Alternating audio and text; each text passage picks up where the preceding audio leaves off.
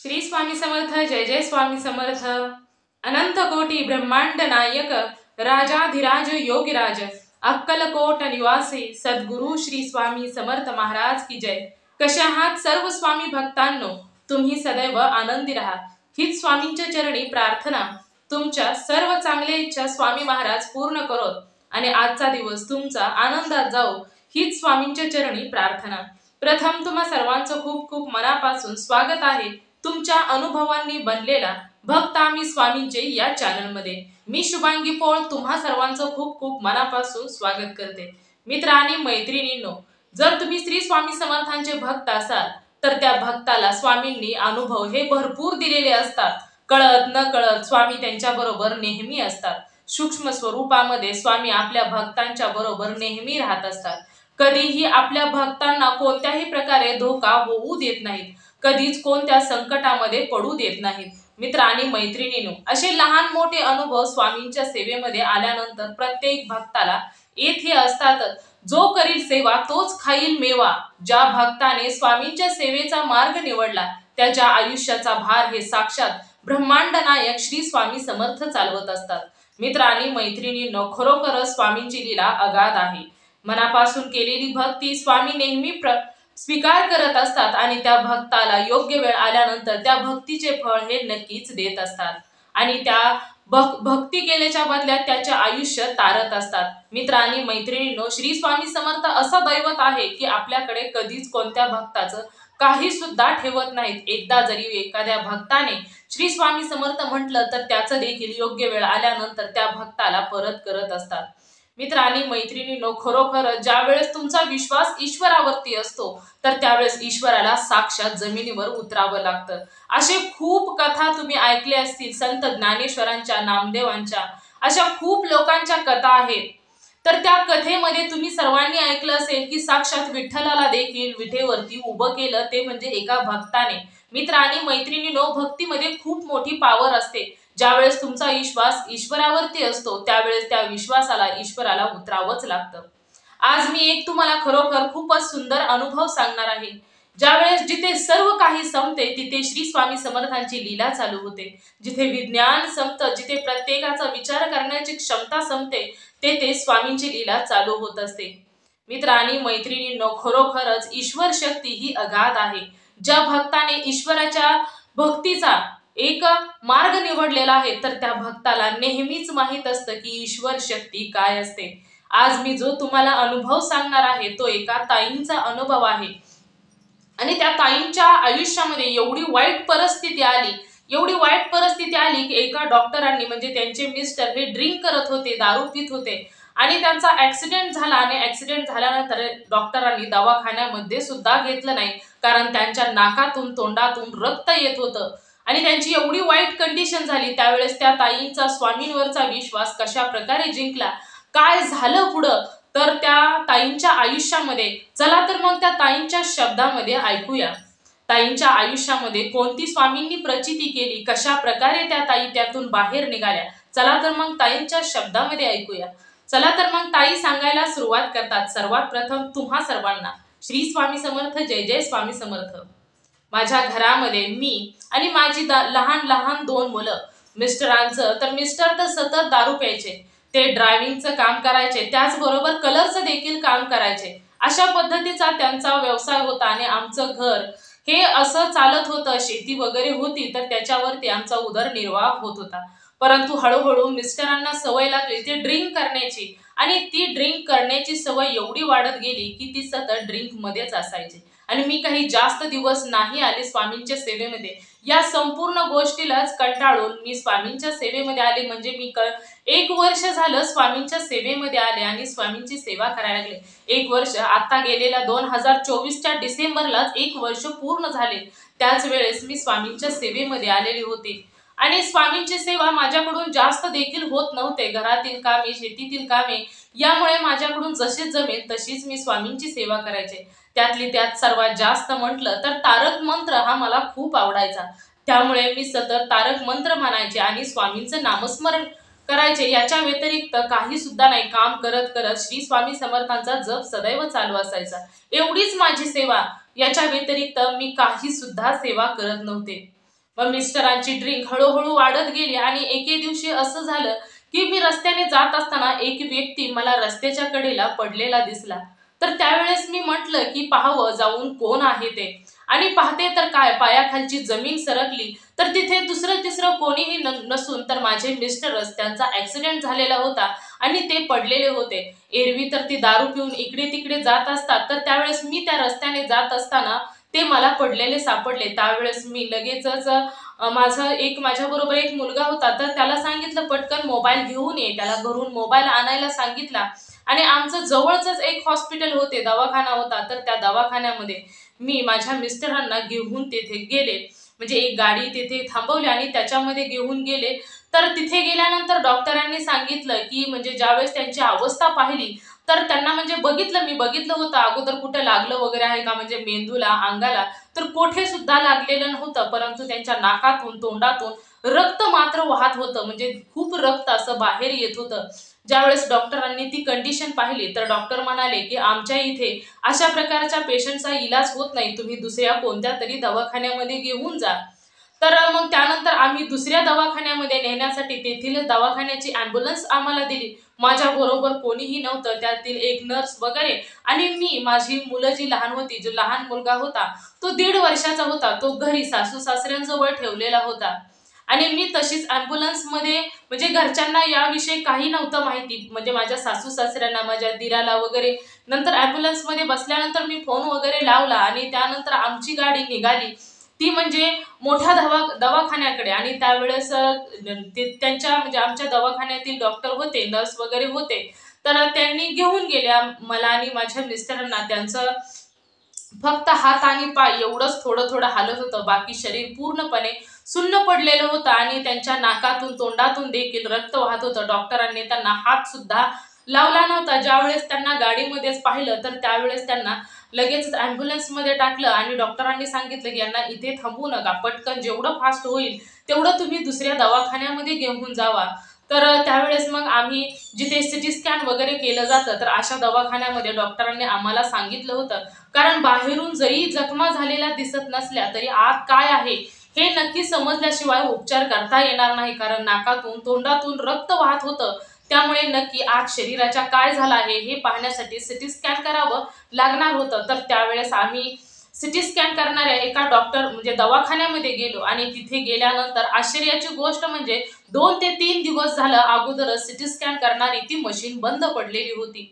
तर त्यावेळेस तिथे आम्ही म्हणजे आता लगेच तरी आपल्याला डॉक्टर असं सांगू शकत नाही. तर आम्ही आतमध्ये गेल्यानंतर डॉक्टरांनी पेशंटची अवस्था पाहिली आणि त्यावेळेस त्यांनी विचारलं की म्हणजे आमच्याकडे सिटी स्कॅन करण्याची मशीन बंद पडलेली आहे, तर तुम्ही दुसऱ्या मिरज किंवा सांगली अशा ठिकाणी घेऊन जावा, जिथे पूर्णपणे खूप मोठा दवाखाना आणि पूर्ण सोय आहे अशा ठिकाणी घेऊन जायला सांगितलं. तर त्यानंतर आमची गाडी निघाली ती दवाखान्याकडे. परंतु माझ्या मनामध्ये फक्त एवढंच होतं की स्वामींचा जप चाललेला होता. अशी अवस्था होती की मी काही सुद्धा करू शकत नव्हते आणि फक्त स्वामींचा धावाच करत होते. स्वामी तुम्ही या आणि तुम्ही काहीही करून वाचवा आम्हाला, आम्ही काहीही समजत नाही, आम्ही फक्त तुम्ही आहात आमच्यासाठी, फक्त सर्वस्व तुम्ही आहात. तुम्ही आता डॉक्टराच्या रूपामध्ये या तर आणि माझ्या मिस्टरांना वाचवा, तुम्ही काहीही करू शकता स्वामी. आणि अशी म्हणत मी फक्त स्वामींचा धावा करत होते आणि प्रत्येक क्षणोक्षणी मी मिस्टरांकडे बघतच रडत रडत स्वामींचं नामस्मरण करत होते. कारण मिस्टरांना माझ्या पाठीमागे आणि मी पुढच्या सीटवरती बसलेले होते. मी प्रत्येक वेळी पुढे पाहायची, मागे पाहायची, स्वामींचं नामस्मरण करायचे. आणि माझ्या मिस्टरांची उंची ही खूप मोठी होती, ती जे स्ट्रेचर होतं त्या स्ट्रेचरवरून बाहेर निघत होते, एवढी त्यांची उंची, आणि शरीराने देखील धडधाकट होते. तर त्यामुळे त्यांची अवस्था ज्यावेळेस अशी चाललेली होती त्यावेळेस मी फक्त स्वामींचा धावा करत होते. तर तिथून पुढे आता सांगली, मिरज अशा ठिकाणी जर जायचं असेल तर त्यावेळेस म्हणजे फोन वगैरे झाला तर डॉक्टरांनी सांगितलं की तुम्ही पंढरपूरला आलात तरी देखील खूप चांगलं होईल. तर त्यावेळेस ना आम्हाला म्हणजे आमच्या जी घरची होती तर ती म्हणाले की आपण सांगली किंवा मिरजला जाऊया, तो आपल्याला जवळ पडेल. तर त्यावेळेस तिथल्या दवाखान्यामध्ये आम्ही प्रवेश केला.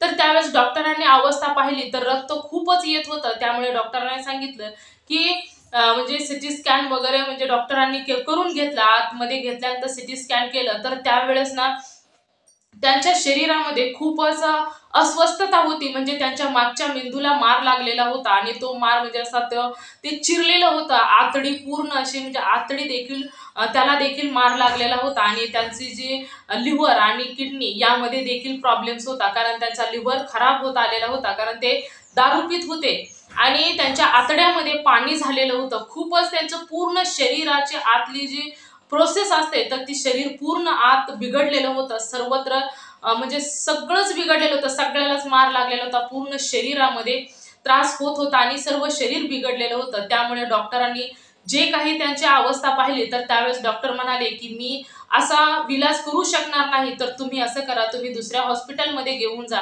पूर्ण शरीर म्हणजे त्यांचं लिव्हर बाद होत आलेलं, जवळजवळ 90% लिव्हर बाद झालेला होता. डॉक्टरांनी विचारलं की हा पेशंट ड्रिंक वगैरे करतो का, तर त्यावेळेस आम्ही सांगितलं की हे खूप वर्षापासून ड्रिंक करतात, तर त्यावेळेस त्यांनी सांगितलं की त्यांचा लिव्हर 90% बाद झालेला आहे आणि त्यांची किडनीवरती देखील सूज आलेली आहे. तर अशा अवस्थेमध्ये आपण त्यांच्यावरती एवढं काही उपचार वगैरे करू शकत नाही आणि त्यांचं पूर्ण शरीर आतून डॅमेज झालेलं आहे. जरी बाहेर जरी काही दिसत नसलं तरी देखील आतमध्ये खूपच त्यांच्या उलथापालथ शरीराची झालेली आहे. त्यावेळेस आणि जो मागचा मेंदू होता त्याला देखील चीर गेलेली होती आणि मार आतून भरपूर लागलेला होता. तर त्यावेळेस डॉक्टरांनी सांगितलं की आम्ही, म्हणजे सुरुवातीला तर डॉक्टरांनी सांगितलं, तिथे सांगितलं की तुमचा पेशंट नाहीच्या बराबर आहे, म्हणजे तो आहे पण आणि नाही पण. आम्ही एवढं पण त्याच्यावरती जरी उपचार केला तरी देखील तो पूर्णपणे कॉमामध्ये जाऊ शकतो आणि त्यामुळे तुम्ही होता होईल एवढा, आम्ही आमच्याशाने एवढा उपचार होणार नाही की तुमच्या शरीरामध्ये जे काही प्रोसेस करावी लागेल तर ती प्रोसेस करण्यासाठी आम्ही तयार नाही, असं डॉक्टरांनी सांगितलं. तुम्ही दुसऱ्या दवाखान्यामध्ये घेऊन जा. तर तिथून पुढे पुन्हा पंढरपूर हॉस्पिटलला पुन्हा नेण्यात आलं. तर त्यावेळेस ना आमची गाडी अशी चाललेली होती, तर त्यावेळेस तिथे देखील सिटी स्कॅन करावं लागणार होतं, कारण इथं प्रत्येक डॉक्टरची वेगवेगळी प्रोसेस असते. तर त्यावेळेस ना मी स्वामींचा धावा करत होते, स्वामी तुम्ही या, काहीही करा पण तुम्ही या, माझ्या मिस्टरांना वाचवा, माझा फक्त तुम्हीच आधार आहात आणि तुम्हीच माझ्या मिस्टरांना वाचवू शकता. तर त्यावेळेस मग आमची गाडी अशीच चाललेली होती, मी स्वामींना हाक मारत होते, धावा करत होते. तर मग आम्ही पंढरपूरला त्या रोडवरती जात असताना तो दवाखाना ज्या डॉक्टरांनी सांगितलेला होता तर तो दवाखाना शोधत होतो आणि तिथे सिटी स्कॅन करणारे डॉक्टर देखील म्हणजे त्यांची देखील चौकशी चाललेली होती. तर त्यावेळेस ना आमची जी गाडी चाललेली होती त्या गाडीच्या पाठीमागूनच ते सिटी स्कॅन करणारे डॉक्टरांची देखील गाडी येत होती, परंतु हे आम्हाला माहीत नव्हतं. ज्यावेळेस आम्ही गाडी थांबवली आणि त्या गाडीला हात केला आणि म्हटलं की इथे हा दवाखाना कोठे आहे, आणि त्याचबरोबर तिथे आम्हाला सिटी स्कॅन आणि आमचा पेशंट खूपच सिरियस आहे. त्यावेळेस त्यांनी पाहिलं तर त्यावेळेस ते हसले आणि म्हणाले मीच सिटी स्कॅन करणारा डॉक्टर आहे, चला मी तुम्हाला घेऊन जातो. तर त्यानंतर त्या डॉक्टरांनी आम्हाला दवाखान्यापर्यंत घेऊन गेले आणि तिथे गेल्यानंतर पूर्णपणे म्हणजे तिथं संपूर्ण रूम डॉक्टरांनी अगोदरच रेडी करून ठेवलेली होती. आल्यानंतर लगेचच त्यांना आयसीयू मध्ये शिफ्ट करण्यात आलं. त्यांची प्रोसेस पाहिली त्यांनी, सिटी स्कॅन वगैरे झाल्यानंतर पटकन त्यांना आयसीयू मध्ये नेलं आणि तोपर्यंत माझे जे चुलते होते, माझे जे दीर होते, तर सर्वजण हॉस्पिटलमध्ये जमा झाले आणि त्यावेळेस त्यांच्यावरती ट्रीटमेंट चालू करण्यात आली. तर डॉक्टरांनी सांगितलं की ह्यांच्या शरीर पूर्ण डॅमेज झालेलं आहे, तर कदाचित यांचं ऑपरेशन देखील करावं लागेल, परंतु आम्ही या ऑपरेशन जे करत आहे त्याची आम्ही गॅरंटी देऊ शकत नाही. तुमच्या पेशंटला काहीही होऊ शकतं आणि त्याचबरोबर तुमच्या पेशंटच्या शरीरामध्ये रक्त म्हणजे पाणी झालेलं आहे, तर त्याचा अगोदर एक ऑपरेशन करून ते पाणी शरीरातून बाहेर काढावं लागेल आणि त्यानंतर पुढची प्रोसेस करावी लागेल. तर मग त्यावेळेस आता मी स्वामींचं तारक मंत्राचं पाणी सुद्धा, तीर्थ सुद्धा त्यांना देऊ शकत नव्हते. तर फक्त म्हणजे आयसीयू मध्ये असल्यानंतर आपल्याला एवढं काही म्हणजे आपल्याला आत वगैरे जाऊ देत नाही. तर त्यावेळेस ना मी बाहेर वार्डमध्ये बसलेली होती. तर त्यावेळेस एका काकांची मोबाईलची रिंगटोन जी श्री स्वामी समर्थांची आरती आहे तर तीच रिंगटोन वाजली, म्हणजे श्री स्वामी समर्थ जय जय स्वामी समर्थ अशी रिंगटोन वाजायला सुरुवात झाली. तर त्यावेळेस मला वाटलं की स्वामी माझ्या जवळच आहेत. मग मी स्वामींना म्हटलं की काहीही करा स्वामी, परंतु तुम्ही डॉक्टरांच्या रूपामध्ये त्यांच्या जवळ जावा आणि त्यांना बरं करा, त्यांना काही सुद्धा होऊ देऊ नका. तर मग आता तिथं आमचं कोणीही ओळखीचं नव्हतं किंवा कोणीही नव्हतं, त्यामुळे आम्ही काहीही करू शकत नव्हतो. तर मग आता आम्हाला डब्याचा प्रॉब्लेम होता, तिथे आम्हाला कोण डबा देणार, सर्व काही अनोळखी होती. आणि ज्यावेळेस मी काही दिवस राहिली तेथे, म्हणजे डब्याचे तर ज्यावेळेस आपण कपडे वगैरे धुत असतो तर त्यावेळेस नर्स वगैरे बोलत असतात बघा, की इथे कपडे धुवू नका, इथे हे करू नका, तिथे ते करू नका. तर त्या नर्सने खरोखरच स्वामींची लीला अगाध असते. तर हा हा जो काळ होता तो नवरात्रीतला काळ होता. तर त्यावेळेस म्हणजे 2-3च महिने जे आता जे झालेलं आहे, तर त्या घटनेला 2-3 महिने झालेले आहेत. तर नवरात्रीचे जे उपवास होते मागचे, तर त्यावेळेसच हे संपूर्ण घडलेलं होतं. तर ती जी नर्स होती, तर त्या नर्सने आम्हाला म्हणजे पूर्ण जोपर्यंत आम्ही तेथे होतो, तर त्या नर्सने आम्हाला दररोज डबा पुरवला. खरोखरच ना स्वामींची लीला अगाध असते. जिथे कोणीच नसतं ना, तिथे साक्षात श्री स्वामी समर्थ असतात. आणि जिथे आधार संपतो ना, तिथे स्वामींची लीला चालू होत असते.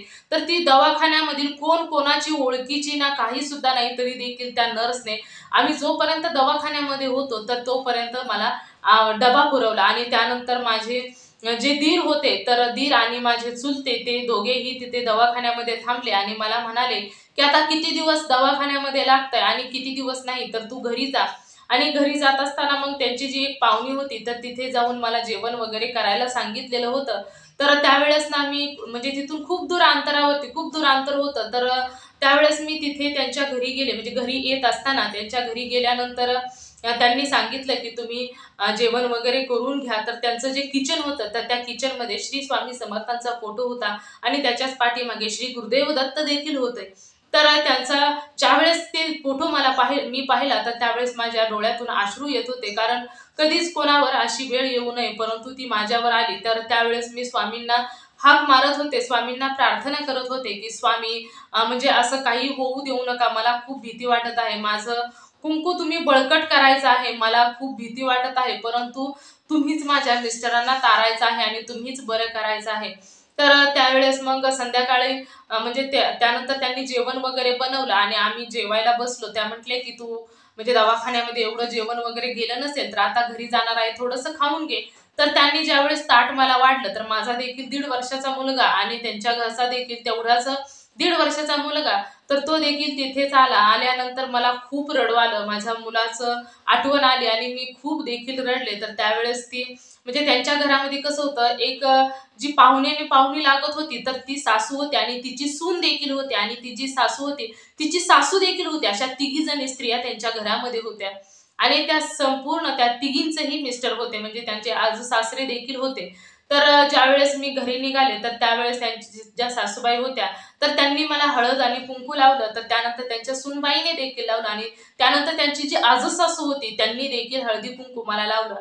तर त्यावेळेस ना मला खूप बरं वाटलं आणि मी त्यांना म्हटलं, की "तुम्ही ना तिघींनी मला हळदी-कुंकू लावलं, म्हणजे मी ना हे साक्षात श्री गुरुदेव दत्तांचंच एक वरदान मानते आहे, की मला तुम्ही तिघींनी लावलं म्हणून त्रिमूर्तींनी लावलं. साक्षात दत्तगुरूंनी मला हळदी-कुंकू लावलं, हे मी मानणं म्हणजे हेच माझ्यासाठी सर्व सत्य आहे." तर ती जी सर्वात आजी होत्या, तर त्या आजी म्हणाल्या, की "पोरी तू घाबरू नकोस. तुझ्या मिस्टरांना, तुझ्या नवऱ्याला काही सुद्धा होणार नाही. माझा आशीर्वाद तुझ्या बरोबर आहे आणि तुझा नवरा सुखरूप घरी येईल. तू काळजी अजिबात सुद्धा करू नकोस." आणि ते घर देखील स्वामींचे सेवेकरी होते. त्यांच्या घरामध्ये देखील स्वामींची भक्ती होत होती. आणि ज्यावेळेस त्या आजींनी असं सांगितलं, तर त्यावेळेस मला ना खूप बरं वाटलं.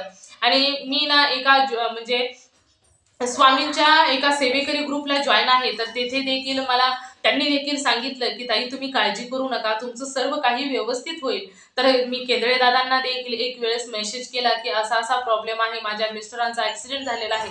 तर केंद्रे दादांनी देखील दोन्ही हातांनी मला आशीर्वाद दिला. तर त्यावेळेस म्हणजे म्हणजे मला म्हणजे मेसेज केला. तर त्यावेळेस ना मला तो खूप म्हणजे बरं वाटलं. एक आधार वाटला, की म्हणजे दादांनी मला आशीर्वाद दिलेला आहे, म्हणजे काही सुद्धा होणार नाही. तर दोन्ही बाजूंनी मला आशीर्वाद मिळाल्यानंतर माझा स्वामींवरचा विश्वास तो देखील होताच.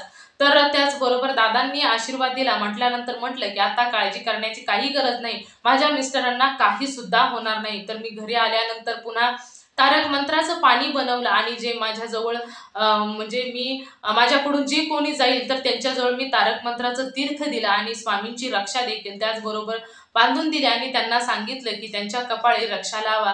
तर मग हळू-हळू त्यांची प्रोसेस तिकडे दवाखान्यामध्ये चालूच होती. तर 1-2 दिवस राहिल्यानंतर मी पुन्हा हॉस्पिटलमध्ये आले. कारण मला घरी म्हणजे राहवतच नव्हतं. खूप असं वाटायचं, की पळतच त्यांच्याकडे जावं आणि मी ते सर्व काही जाताना देखील पुन्हा घेऊन गेले आणि घेऊन गेल्यानंतर डॉक्टरांना मी म्हणजे तिथे ऑपरेशन वगैरे झालं, त्यांच्या शरीरामधील पाणी वगैरे काढण्यात आलं. तर ज्यावेळेस मी डॉक्टरांशी बोलले तर डॉक्टरांनी सांगितलं की हा ॲक्सिडेंट झालेला जरी असला तरी त्यांची जी लिव्हर आहे ती पूर्णपणे 90% खराब झालेला आहे. जे तुम्हाला आता जे तुम्हाला जे दिसतं आहे तर तुम्हाला त्यांचं शरीराने त्यांना साथ दिलेली होती, नाही तर काही दिवसानंतर हीच प्रोसेस तुमच्या बरोबर घडणार होती. तर मग काही दिवसानंतर म्हणजे अजून 10% लिव्हर खराब व्हायचा राहिलेला होता. ज्यावेळेस 10% लिव्हर खराब झाला असता तर सर्व काही संपलंच असतं. परंतु हे ॲक्सिडेंट झाला या निमित्ताने तरी तुम्ही दवाखान्यात आला आणि त्यामुळे त्यांच्यावरती प्रोसेस चालू झाली. परंतु हा जो लिव्हर आहे तो काही दिवसामध्ये खराब होणार होता आणि त्यावेळेस देखील तुमच्यावर खूप वाईट संकट येणार होतं. ज्यावेळेस डॉक्टरांनी हे सांगितलं तर त्यावेळेस मला देखील वाटलं की खरोखरच जे काही होतं ना ते चांगल्यासाठीच होतं. तर मग पुन्हा डॉक्टर म्हणाले की आपल्याला त्यांचं ऑपरेशन करावं लागेल आणि ऑपरेशन म्हणजे जे शरीरामध्ये जे काही बिघडलेलं आहे, जे काही म्हणजे फुटलेलं आहे, तुटलेलं आहे, तर त्याच्यासाठीच ऑपरेशन करायचं होतं. तर ऑपरेशन करण्याची संपूर्ण तयारी झाली. संपूर्ण म्हणजे मेडिकलमधून सर्व साहित्य आणलं आणि त्यांना ऑपरेशन थिएटरमध्ये देखील घेतलं. परंतु माझा फक्त जप चालू होता की स्वामींचा, तुम्ही वाचवा. तुम्ही डॉक्टर आहात, तुम्ही काहीही करा, पण माझ्या मिस्टरांना वाचवा. हे मात्र स्वामींच्या जवळ माझं प्रत्येक वेळी सांगणं चालूच होतं आणि स्वामींना प्रार्थना चालू होती. अगदी शेवटच्या क्षणामध्ये त्या डॉक्टरांचा विचार का बदलला कोणास ठाऊक. आणि त्यावेळेस ना त्यांचा विचार बदलला आणि त्यांनी ते म्हटले डॉक्टर की आपण ऑपरेशन करण्यापेक्षा आपण गोळ्यावरती ट्रीटमेंट करून बघूया. जर काही दिवस गोळ्यांना जर यांचं शरीर साथ देत असेल तर बघू आणि नाही जर शरीराने साथ दिला तर आपण ऑपरेशन करूच. मग त्यानंतर डॉक्टरांचं मत बदललं आणि डॉक्टरांनी ऑपरेशन कॅन्सल केलं. कारण ऑपरेशन करताना रिस्क होती. आम्हाला त्यांनी सांगितलं होतं की ऑपरेशन केल्यानंतर डॉक्टर म्हणजे पेशंट जो आहे तो कोमामध्ये सुद्धा जाऊ शकत होता आणि तो कोमामधून बाहेर येणं अशक्य होतं. हे देखील डॉक्टरांनी सांगितलं होतं. तुमचं नशीब तुमच्या बरोबर, जर तुमचा पेशंट कोमामधून बाहेर आला तर ते तुमचं नशीब म्हणायचं. परंतु आम्ही याची गॅरंटी देणार नाही. अशा ऑपरेशनमध्ये जास्त करून पेशंट कोमामध्ये जातात आणि ते बाहेर येणं अशक्य होतं. तर त्यामुळे आम्ही देखील सांगितलं होतं की शेवटचा पर्याय जर असेल तर ते तुम्ही करा, कारण असं पण काहीच होईना. तर डॉक्टरांचं मत कसं बदललं काही कळलंच नाही. परंतु डॉक्टरांचं मत हे शेवटच्या क्षणामध्ये बदललं आणि ऑपरेशन कॅन्सल केलं आणि गोळ्या औषधावर उपचार करायला सुरुवात केली. हळूहळू मग तिथे औषधावर उपचार चालू झाल्यानंतर त्यांचे जे हात आणि बोटं, पायाची बोटे, तर याचाच फक्त हालचाल जाणवत होती. तर हळूहळू मग त्याच्या औषधाला देखील त्यांचं शरीर रिस्पॉन्स द्यायला लागलं आणि हळूहळू त्यांच्या शरीरामध्ये बदल देखील होऊ लागला. परंतु त्यांना खाता पिता काही येत नव्हतं. शरीर आतनं डॅमेज झाल्यामुळे नळ्या त्यांच्या तोंडातून पोटामध्ये सोडलेल्या होत्या आणि काय असेल ते नळीमधूनच त्यांच्या शरीरामध्ये सोडलं जात होतं. तर ज्यूस वगैरे असं काही असेल तर एवढंच, ज्यूस वगैरे असेल तर एवढंच फक्त त्यांच्या शरीरामध्ये सोडलं जात होतं. अशा प्रकारचीच ट्रीटमेंट त्यांच्यावरती चालू होती. त्याचबरोबर मग पुन्हा पुन्हा हळूहळू मग मी जे त्यांच्या शरीरामध्ये पाणी वगैरे सोडायचं असतं तर त्यावेळेस ना मी पाण्याच्या ऐवजी तारक मंत्राचं तीर्थच त्यांच्या शरीरामध्ये म्हणजे तिथे मी तारक मंत्राचं तीर्थ विभूती त्यामध्ये टाकूनच ठेवायची आणि तेच पाणी त्यांच्या शरीरामध्ये त्यांना पाजण्यासाठी त्या नळीमार्फत सोडलं जाऊ लागलं. स्वामींची रक्षा त्यांच्या कपाळी दररोज लावत होते आणि तारक मंत्राचं तीर्थ दररोज त्यांच्या शरीरामध्ये जात होतं. त्यामुळे हळूहळू त्यांच्या शरीराचा विकास होत गेला आणि होत गेल्यानंतर काही दिवस दवाखान्यामध्येच राहिले. तर त्यानंतर त्यांना डिस्चार्ज मिळाला. तर डिस्चार्ज मिळाल्यानंतर डॉक्टरांनी बिल त्यांचं झालेलं होतं 3.5 लाख रुपये. म्हणजे बिल त्या दवाखान्याचं झालं. कोणत्याही प्रकारचं ऑपरेशन नाही, काही नाही. फक्त जी काही ट्रीटमेंट झाली तर त्याच्यावरतीच 3.5 लाख रुपये बिल झालं. तर त्यावेळेस म्हणजे आमची परिस्थिती एवढं बिल भरण्याची नव्हती. खरोखर सांगते तुम्हाला की आमची परिस्थिती एवढं बिल भरण्याची नव्हती. तर त्यावेळेस ना मग या पाहुण्याकडून काही पैसे घे, त्या पाहुण्याकडून काही पैसे घे, असं करून करून बिल भागवलं तरी देखील 1,20,000 का 1.5 लाखाच्या आसपास असं बिल शिल्लक राहिलं होतं द्यायचं देखील. तर त्यावेळेस ना मग कोणताच आधार दिसेना. आता काय करायचं? तर त्यावेळेस मग स्वामींना प्रार्थना केली की स्वामी तुम्ही इथपर्यंत आणलं, आता शेवटच्या क्षणी देखील तुम्हीच मदत करायची आहे आणि आता जो शेवटचं जे बिल थोडंसं राहिलेलं आहे ते 1,20,000 का 1.5 लाख राहिलेलं होतं, तर ते बिल तुम्हीच द्यायचं आहे. तुम्ही काहीही करायचं आता मला, म्हणजे तुम्ही इथपर्यंत आम्हाला साथ दिली, तुम्ही क्षणोक्षणी आमच्या बरोबर राहिला. जिथे डॉक्टरांनी सांगितलं होतं की पेशंटचं सर्व काही संपलेलं आहे, डॉक्टरांनी गॅरंटी सुद्धा दिली नव्हती. तर त्या अशा पेशंटला तुम्ही बरं केलं, म्हणजे म्हणजे जागेवर शुद्धीवर आणलं आणि बरं केलं, परंतु त्यांचं जे म्हणजे ते शुद्धीवर म्हणजे ते जागे झाले नव्हते, परंतु त्यांच्या हाताची पायाची हालचाल मात्र होत होती. त्यांनी डोळे वगैरे उघडले नव्हते, परंतु त्यांच्या पोटामध्ये जे काही आम्ही ज्यूस वगैरे नळीतून सोडत होतो, तर त्याला संपूर्ण औषधाला गोळ्याला त्यांचं शरीर प्रोसेस करत होतं. तर हळूहळू मग पुन्हा ज्यावेळेस डॉक्टरांनी सोडले, तर त्यावेळेस त्यांचे डोळ्याची उघडझाप वगैरे होत होती, ते हलत वगैरे होते, म्हणजे हलत म्हणजे डोळे हलत होते, तर त्यांच्या हाताची पायाची हालचाल थोडी थोडी होत होती. परंतु त्यांच्या तोंडातून नळ्या वगैरे होत्या, तर त्यामुळे त्यांना जीभ जड आलेली होती, त्यांच्या जिभेला आतून सर्व शरीर डॅमेज झालेलं होतं, त्यामुळे त्यांना काही हालचाल वगैरे होत नव्हती. फक्त बोटांची, हाताच्या बोटाची, पायाच्या बोटाची आणि डोळ्यांची एवढीच हालचाल होत होती. तर स्वामींना सांगितलं की तुम्ही त्यांना म्हणजे तारलेलं आहे, तर आता शेवटी देखील तुम्ही मदत करायची आहे. तर एका माणसाकडे, म्हणजे तो आमच्या गावातीलच माणूस होता, तर एका माणसाकडे आम्ही गेलो आणि त्यांना म्हटलं की आमच्याकडे सोनं नाणं सुद्धा एवढं नव्हतं की आम्ही त्याच्यावरती काहीतरी पैसे वगैरे घेईन. तर त्यावेळेस ना आमच्याकडे जेवढं सोनं होतं, तर तेवढं संपूर्ण सोनं आम्ही घेतलं आणि एक आमच्यातील जरा श्रीमंत माणूस होता, तर त्याच्याकडे गेलो आणि म्हटलं की हे आमचं जे सोनं आहे ते सोनं घ्या, परंतु आम्हाला ना जे आमचं थोडंसं बिल राहिलेलं आहे, एक 1.25 लाख ते 1.5 लाखाच्या दरम्यान, तर तेवढं तुम्ही भागवा, हे सोनं घ्या आणि वाटलं ना तर आम्ही थोडासा जमिनीचा तुकडा आमचा विकतो आणि तुम्हाला त्या तुमचे जे पैसे आहेत ते देऊन टाकतो. तर त्यांना अशी प्रार्थना केली, तर त्यावेळेस ना त्यांनी म्हणजे सोनं वगैरे काही सुद्धा घेतलं नाही, परंतु त्यांनी जे बिल राहिलेलं होतं ते देखील बिल डॉक्टरांना दिलं. दवाखान्याचं बिल त्यांनी पे केलं आणि खरोखरच हे सर्व जे आहे ना ते स्वामींच्या कृपेनेच झाले. स्वामींच्या रूपातच ते आमच्या मदतीला धावून आले. नाहीतर आताच्या युगामध्ये घरातीलच लोक घरातील लोकांची पर्वा करत नाहीत. मग ही तर किती बाहेरची लोक आली तरी जो स्वामींच्या सेवेमुळे तर त्यांनीच मदत केली आणि त्यांनी कोणत्याही प्रकारचा प्रश्न न विचारता त्यांनी ती बिल पे केलं आणि त्यांनी माझं सोनं देखील परत मला दिलं आणि म्हटले की तुम्ही तुमच्याजवळ पैसे आल्यानंतर तुम्ही पैसे द्या. तर अशा प्रकारे त्यांनी मदत केली. तो व्यक्ती म्हणजे स्वामींच्या रूपामध्येच आमच्यासाठी धावून आला. तर त्यावेळेस हे पूर्णपणे दवाखान्याचं बिल वगैरे पे केलं आणि आम्ही घरी आल्यानंतर त्यांना मग मी दररोज तारक मंत्राचं तीर्थ द्यायला सुरुवात केली, विभूती कपाळी लावायला सुरुवात केली. स्वामींची कृपा देखील त्यांच्यावरती झाली आणि हळूहळू त्यांची जी शरीराची प्रोसेस होती तर ती बरी बरी होत आली. परंतु त्यांच्या शरीरामध्ये जे काही जे नळ्यातून आम्ही सोडत होतो तर ते तसंच चालू होतं. तर डॉक्टरांनी सांगितलं की ज्यावेळेस त्यांना असं वाटेल की आपण आपल्या हाताने खाऊ, म्हणजे जीभ वगैरे त्यांना हलकी झाल्यागत वाटत ज्यावेळेस, तर त्यावेळेस आपण ते सर्व काही नळी वगैरे काढून टाकू, परंतु जे काही होईल ते सर्व काही व्यवस्थित होईल अशा प्रकारे सांगितलं. तर त्यांच्या शरीरामध्ये खूपच आतून डॅमेज झाल्यामुळे अजून देखील त्यांच्या शरीरामध्ये नळी वगैरे आहे आणि त्यांची जी म्हणजे त्यांची जी शरीराचं जी प्रोसेस आहे ते थोडी थोडी बदलत आहे आणि त्यांच्या शरीरामध्ये आतापर्यंत खूप चांगल्या प्रकारे विकास झालेला आहे. जिथे डॉक्टरांनी देखील सर्व काही सोडून दिलेलं होतं तिथे स्वामींनी वाचवलं.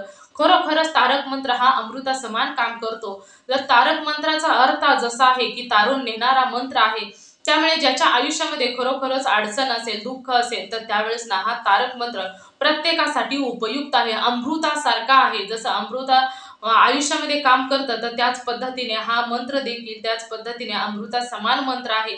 आणि या तारक मंत्राने आणि स्वामींच्या नामस्मरणाने मला एवढ्या मोठ्या संकटातून बाहेर काढले. खरोखरच म्हणजे जिथे 2-3 दवाखान्यामध्ये डॉक्टरांनी सर्व आशा सोडून दिली होती आणि ज्या दवाखान्यामध्ये आम्ही गेलो त्या दवाखान्यामध्ये देखील डॉक्टरांनी गॅरंटी दिली नव्हती, परंतु करायची म्हणून प्रोसेस केली, परंतु स्वामींच्या कृपेने सर्व काही व्यवस्थित झाले.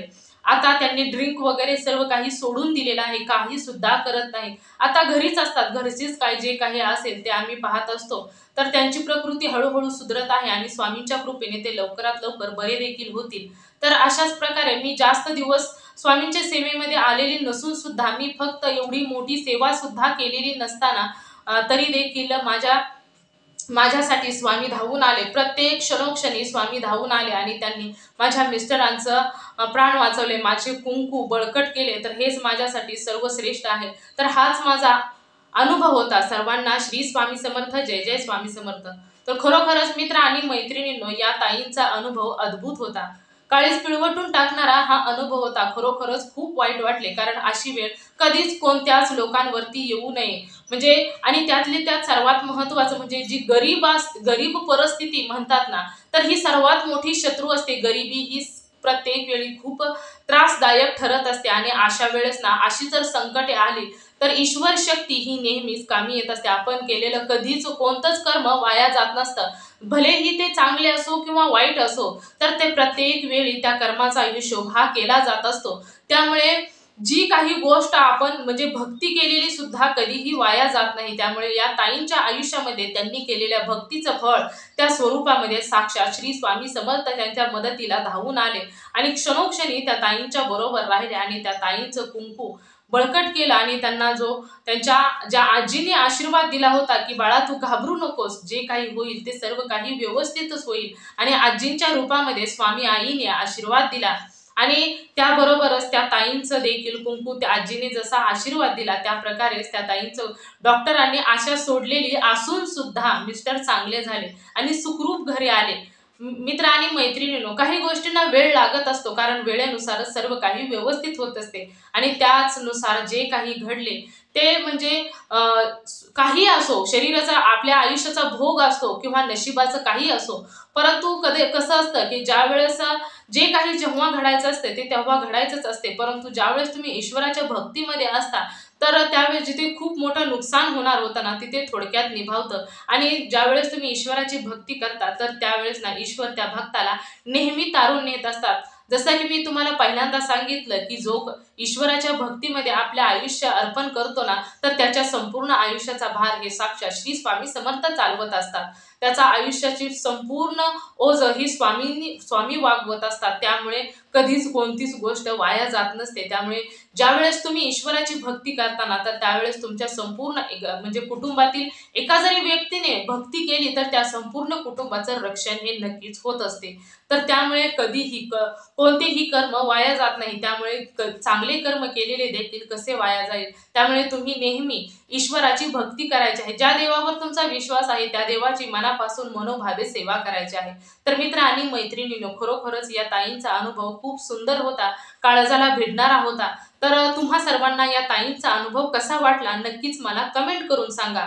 आणि जर तुम्हाला देखील श्री स्वामी समर्थांचा अनुभव आलेला असेल तर मी येथे तुम्हाला व्हॉट्सअप नंबर देते, तर या नंबरवरती तुम्ही तुमचा अनुभव नक्कीच शेअर करायचा आहे. तुमचा अनुभव ऐकून जो कोणी भक्त सेवेमध्ये येईल तर याचे पुण्य तुम्हालाच मिळणार आहे. आणि जर तुम्ही एक अनुभव शेअर केला तर तुम्हाला अनेक अनुभव येतात आणि त्यानंतर तुम्हाला अनेक अनुभव आल्यामुळे त्यापेक्षाही जास्त स्वामींची कृपा तुमच्यावरती होत असते आणि तुमच्यामुळे एक स्वामी भक्त वाढत असतो. भक्तानं भक्त स्वामी भक्त वाढवायचे आहेत. प्रत्येकाचे आयुष्य हे स्वामीमय करून टाकायचे आहे. तर मित्र आणि मैत्रिणींनो, आशा करते की तुम्ही तुमचा अनुभव नक्की शेअर कराल. आणि जर तुम्हाला श्री स्वामी समर्थांचा अनुभव खरोखरच सुंदर वाटला तर तुम्ही श्री स्वामी समर्थ लिहायला देखील विसरू नका. पुन्हा भेटूया श्री स्वामी समर्थांच्या अशाच एखाद्या सत्य अनुभवाबरोबर. तोपर्यंत सर्वांना श्री स्वामी समर्थ. जय जय स्वामी समर्थ. नेहमी हसत राहा, सुखी राहा, समाधानी राहा. श्री स्वामी समर्थांचं नामस्मरण करत राहा. धन्यवाद.